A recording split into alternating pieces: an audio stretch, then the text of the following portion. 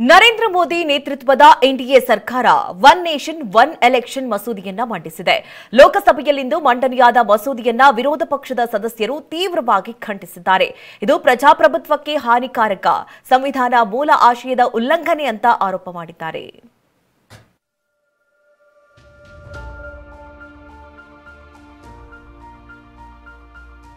ನರೇಂದ್ರ ಮೋದಿ ಸರ್ಕಾರದಿಂದ ಐತಿಹಾಸಿಕ ನಿರ್ಧಾರ. ಒನ್ ನೇಷನ್ ಒನ್ ಎಲೆಕ್ಷನ್ ಮಸೂದೆ ಮಂಡನೆ. ನರೇಂದ್ರ ಮೋದಿ ನೇತೃತ್ವದ ಎನ್ಡಿಎ ಸರ್ಕಾರ ಐತಿಹಾಸಿಕ ಒನ್ ನೇಷನ್ ಒನ್ ಎಲೆಕ್ಷನ್ ಮಸೂದೆ ಮಂಡಿಸಿದೆ. ಸಂಸತ್ನ ಚಳಿಗಾಲದ ಅಧಿವೇಶನದಲ್ಲಿ ಕೇಂದ್ರ ಕಾನೂನು ಸಚಿವ Arjun Ram Meghwal one nation one election ಸಂಬಂಧ 129ನೇ ಮಸೂದೆಯನ್ನ ಮಂಡಿಸಿದ್ದಾರೆ. Honorable Chairperson sir, with your permission, I move for leave to introduce a bill.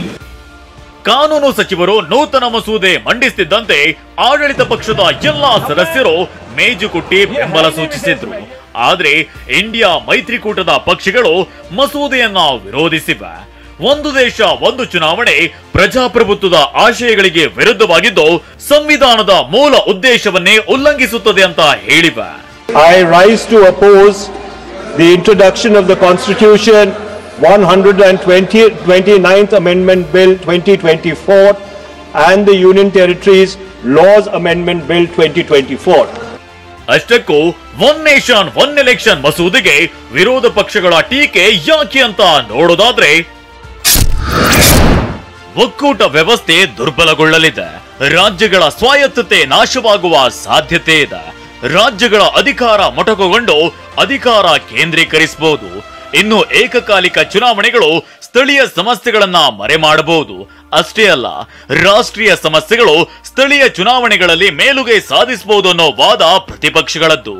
ಇನ್ನು ಏಕಕಾಲದಲ್ಲಿ ಎಲ್ಲ ರಾಜ್ಯಗಳಲ್ಲಿ ಚುನಾವಣೆ ನಿರ್ವಹಿಸುವುದು ಸವಾಲಿನ ಸಂಗತಿಯಾಗಿದೆ. ಎಲ್ಲಕ್ಕಿಂತ ಹೆಚ್ಚಾಗಿ ರಾಜ್ಯಗಳ ಅಧಿಕಾರ ಮೊಟಕುಗೊಳಿಸುವ ಅಧಿಕಾರ ಚುನಾವಣಾ ಆಯೋಗಕ್ಕೆ ಸಿಗಲಿದೆಯಂತ ಪ್ರತಿಪಕ್ಷಗಳ ಸದಸ್ಯರು ವಾದ ಮಂಡಿಸುತ್ತಿದ್ದಾರೆ. ಒಂದು ದೇಶ ಒಂದು ಚುನಾವಣೆ ಮಸೂದೆಗೆ ಒಪ್ಪಿಗೆ ಪಡೆಯಲು ಹೊಸ ಸಂಸತ್ ಭವನದಲ್ಲಿ ಇದೇ ಮೊದಲ ಬಾರಿಗೆ ವಿದ್ಯುನ್ಮಾನ ಮತಯಂತ್ರವನ್ನ ಬಳಸಲಾಯಿತು. ಮಸೂದೆ ಪರವಾಗಿ 269 ಮತ ಹಾಗೂ ವಿರುದ್ಧವಾಗಿ 198 ಮತಗಳು ಚಲಾವಣೆಯಾಗಿವೆ. ಸದ್ಯ ವಿಧೇಯಕವನ್ನ ಜಂಟಿ ಸಂಸದೀಯ ಸಮಿತಿ ಪರಾಮರ್ಶೆಗೆ ಸ್ಪೀಕರ್ ವರ್ಗಾಯಿಸಿದ್ದಾರೆ. ಜಂಟಿ ಸಂಸದೀಯ ಸಮಿತಿ ಒನ್ ನೇಷನ್ ಒನ್ ಪೋಲ್ ಮಸೂದೆಯ ಅರ್ಹತೆಯ ಬಗ್ಗೆ ಚರ್ಚೆ ನಡೆಸಲಿ ಎಂದು ಕೇಂದ್ರ ಗೃಹ ಸಚಿವ ಅಮಿತ್ ಶಾ ಹೇಳಿದ್ದಾರೆ. सुधार का विधेयक संवैधानिक संशोधन जब कैबिनेट में चर्चा में आया तब प्रधानमंत्री जी ने स्वयं मंशा व्यक्त करी थी कि इसको जेपीसी को देना चाहिए. इस पर विस्तृत चर्चा सभी स्तर पर होनी चाहिए. ಜಂಟಿ ಸಂಸದೀಯ ಸಮಿತಿ ಒನ್ ನೇಷನ್ ಒನ್ ಎಲೆಕ್ಷನ್ ಪರಾಮರ್ಶೆ ನಡೆಸಲಿದ್ದು ಬಳಿಕ ಮತ್ತೊಮ್ಮೆ ಮಸೂದೆ ಮಂಡನೆಯಾಗಲಿದೆ. ಅಂದ ಹಾಗೆ ಬಿಲ್ ಪಾಸ್ ಆಗಲು 3/2 ಬಹುಮತ ಬೇಕಿದೆ. ಲೋಕಸಭೆ ಒಟ್ಟು ಸದಸ್ಯ ಬಲ 542 ಇದ್ರೆ ರಾಜ್ಯಸಭೆ ಒಟ್ಟು ಸದಸ್ಯರ ಬಲ 243ರಷ್ಟಿದೆ. 542 ಸದಸ್ಯ ಬಲದ ಲೋಕಸಭೆಯಲ್ಲಿ ಮಸೂದೆ ಅಂಗೀಕಾರಕ್ಕೆ 361 ಸದಸ್ಯರ ಬೆಂಬಲ ಅವಶ್ಯಕತೆ ಇದೆ.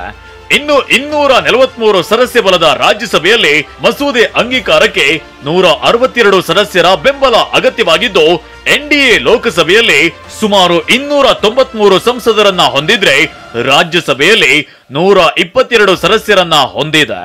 ಇನ್ನು ಪ್ರತಿಪಕ್ಷ ಇಂಡಿಯಾ ಮೈತ್ರಿಕೂಟ ಲೋಕಸಭೆಯಲ್ಲಿ 235 ಸಂಸದರನ್ನ ಹೊಂದಿದ್ರೆ ರಾಜ್ಯಸಭೆಯಲ್ಲಿ 108 ಸದಸ್ಯರನ್ನ ಹೊಂದಿದೆ.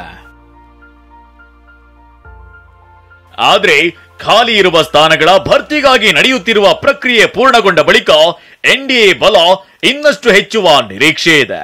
ಸದ್ಯ ಮಸೂದೆ ಪರಿಶೀಲನೆಗಾಗಿ ಜಂಟಿ ಸಂಸದೀಯ ಸಮಿತಿಗೆ ಶಿಫಾರಸು ಮಾಡಲಾಗಿದ್ದು ಮುಂದೇನಾಗುತ್ತೋ ಕಾದು ನೋಡಬೇಕಿದೆ. ಹರೀಶ್, ನವದೆಹಲಿ, ಟಿವಿ9.